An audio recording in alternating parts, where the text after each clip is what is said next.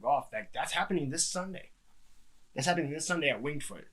Also, if you're a golf guy, and I don't want to get too far into this, but if you're a golf guy, no one was expecting Winged Foot to play as easy as it did today. Did you see that they're pissed at the USGA? Yeah. I don't really understand how that works. But. If I work for Winged Foot, right, and I have 2 years, 3 years, 4 years to prepare for the 2020 U.S. Open. Yeah. You want the U.S. Open to be traditionally the toughest test in golf. Yeah. Okay? You've got all this time. Your course is going to be showcased on national TV. Even more so because there's no fans.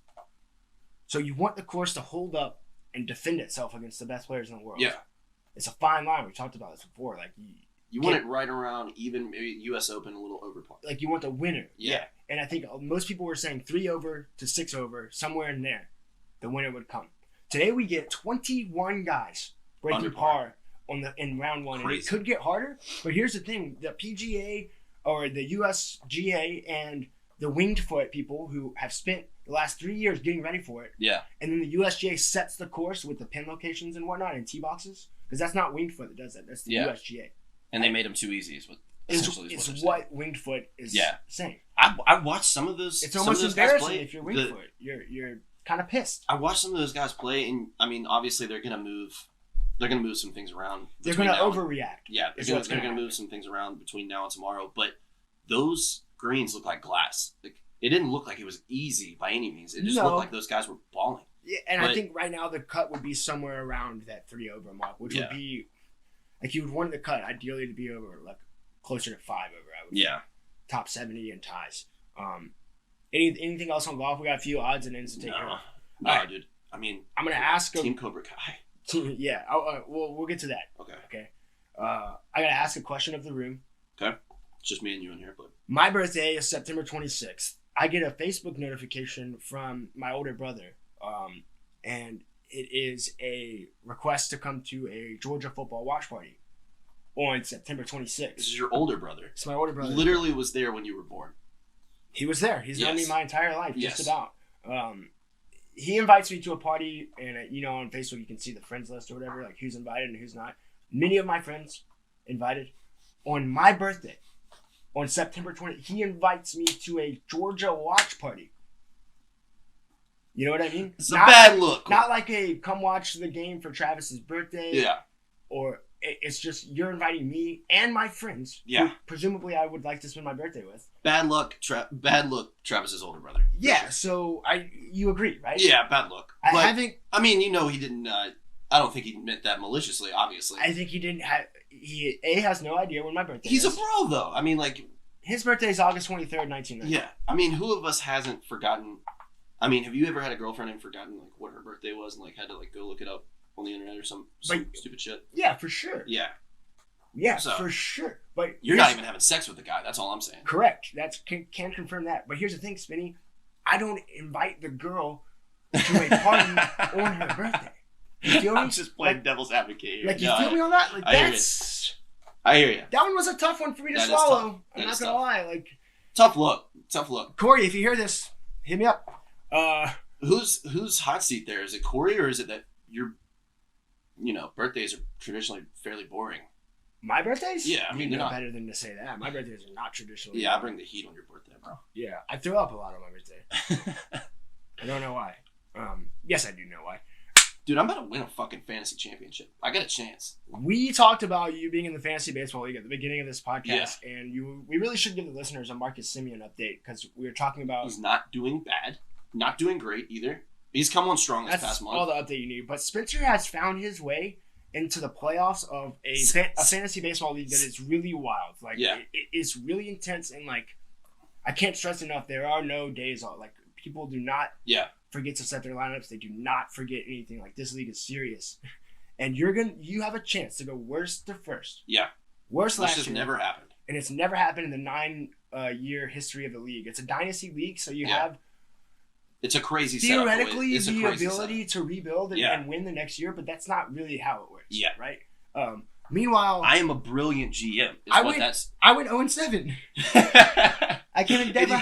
You criticized me for trading Aaron Judge, trading Freddie Freeman, which, man, I wish I had him back. I'm probably the favorite if I had Freddie Freeman right now. But Are you winning right now? I'm down 300, but I have 7 pitchers to go. He has 0. Right, which is important. Yeah. I'm down like 250, actually. I think... So I've got a legit chance to... And I'm playing the best team in the league, bar none. Yeah, if you win the title, I'll allow you to have a full segment. You can be baseball guy. Yeah. If you win title, you can have a full segment, pop some champagne. Yeah. And then I'll give you like 60 seconds where you can just rag the entire league. Like you can write out your disc. Dude, if I win, I'm gonna buy a Marcus Semien fucking jersey and rock it on the podcast. That's what I'm gonna do. That's the kind of thing you can do. And you're doing all this with a laptop that doesn't work. Yeah. Imagine what you could do with a real laptop. It holds my phone up. What else do we have? You and I and 2 of our friends last night at Tailgate Sports Bar and Grill in Savannah. No free ads. We're at Tailgate and we are doing pretty well in the trivia contest. And you get down to the last question. Our other 2 friends had left. Yeah, we're dead last at this point. We are dead last. Okay, we have 5,400 points. And the last question in trivia, you can risk everything. And it's before the question, right? And I'm Space Guy. They tell us to risk the points. We risk everything. 5,400 on the deck. That's how much we're risking. Then they say it's about space. I look at you. I go, yo, I love space. And I do love space. Like people don't really know that about me, but I'm comfortable being Space Guy now. Yeah. I like astronauts in space and things. It's cool. You've always been Space Guy. I am Space Guy. Yeah. When we live together, you want to watch those weird space movies all the time. I like space. I like when they float around and shit. There's no gravity. Yeah, it fucking freaks me out. Wait, is there it gives me like legit anxiety. In space, when they float, is it because there's no gravity or because there is gravity? Because there's no gravity. There is no gravity. Yeah, I mean, there's a little from the sun. You know what I mean? Like the same gravity that holds. I trust you. The same gravity that holds the solar system together. That's still there, but no, you're not like gravity is what holds us to Earth. So after we get out of the atmosphere, it's a free lesson for all you kids out there. There's no gravity. Also, no air. Space Guy. Yeah. I've watched the Challenger. So clearly, you know very little about space. But I'm fascinated by it. Yeah. Okay. So the question is, okay. Who was the first, or who was the first country in space? Yeah. And what did they put on the ship that went to space? Okay. Yeah. Or what did they put? No, who was the second country in space, and what did they put? First country. I don't remember now. It was the first country in space, and then what did they put in space? Yeah. Okay, that was the question. So we put Russia and Monkey. Yeah. Okay, I think the other 5 trivia teams, and they all risked different amounts. Some risked 0. Nobody else risked all of it. Yeah. And we thought everyone was going to risk all of it. I just thought that's what you do because we don't bet the under. We risk everything. That's what non-pussies do. You guys can probably figure out how the story ends, but I'll go ahead and tell you. We won. We won the bar tab. We won this question. Sick. I've never won trivia at a bar like that. The guy tells the answer, neither have I. The guy tells the answer and he says Russia and dog. And I'll remind you, we put Russia and monkey. And he announces Team Cobra Kai is the only one that got it right. 10,800 points. Let's go! And we fucking freaked out. I looked at you like this. That didn't just happen. And I looked at you and I said, I wrote the word monkey. I didn't write dog. So, I wrote monkey. So we have questions. If we could get that guy on the fucking podcast, just to like, I'll have to do the talking because you questioned his scoring after. I know. Oh yeah, I pissed him off. I was already drunk. Well, he set the tone with you too. Told you to basically have a seat, young man. On the mic, just straight up said, "Go back. I'll worry about the score. You go back." I was like, "All right, what?" Yes, Team Cobra Kai, fuck your couch. That's essentially what he said. And then gave us the win. What the shit was that? As far as I can tell, dude, one of 2 things happened. One of 3 things happened. The guy looked at our answer, saw Russia, right, and assumed that we got the second part right. The dog. We didn't. We wrote monkey. Yeah. Okay. That doesn't seem like option 2. We were the only ones that even got Russia right.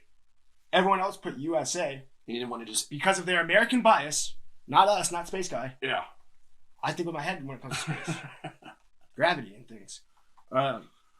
We were the only ones that put Russia, so he just gave it to us, knowing that we got monkey and dog wrong. Yeah. And you presented this option last night. He tossed us a bone? Yeah. He saw that our guys left us. We stuck around. We grinded. He's a Cobra Kai guy. He's a Cobra Kai guy. Maybe he just liked the name. Maybe he thought... The coolest dojo in the valley. Maybe he thought me checking on the score early on, like, showed some gusto. Some balls. Yeah. This guy's got brass tens. I like that. Yeah. I think that's what it is, dude. He strikes me as baseball guy. Just maybe. All right, one more to close up, and then we will let you go. This time last week, we were out at the bar with our friends. You'll notice that a lot of our stories start with us out at the bar. Yeah. Just ignore that.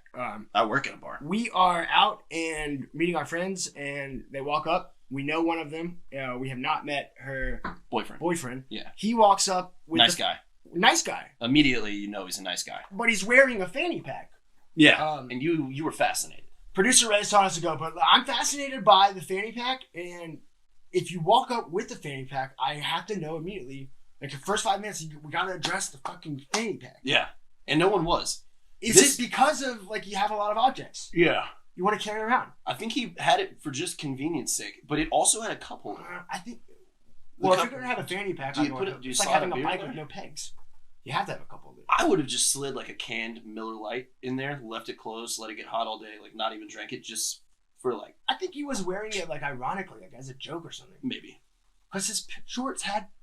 pockets. You can come on the podcast. I'll show them this. Come on the podcast. If you're a fanny pack guy, come on the podcast and tell us why. Yeah. Same for turtleneck guys and V-neck guys. Come on. Oh, bro, I'm rocking a You are a V-neck guy. No, I'm rocking a fucking turtleneck this winter. You go ahead and take that to the bank. I'm wearing that on the podcast. I'm going to get a little chain. With that note, Hot Grits Podcast episode 27. Thank you guys for listening. Find us on YouTube if you're listening to this. If you're watching this, find us on Apple, Spotify, and Anchor. Follow us on Twitter at Podcast Grits. Follow me at Jaudon Sports. Follow me at Spencer Maddox _. Don't forget that underscore. Thank you as always to producer Ray and Independent Lasagna. Until next week, thank you guys. Stay safe and wash your hands, you filthy animals. Peace. Hell yeah.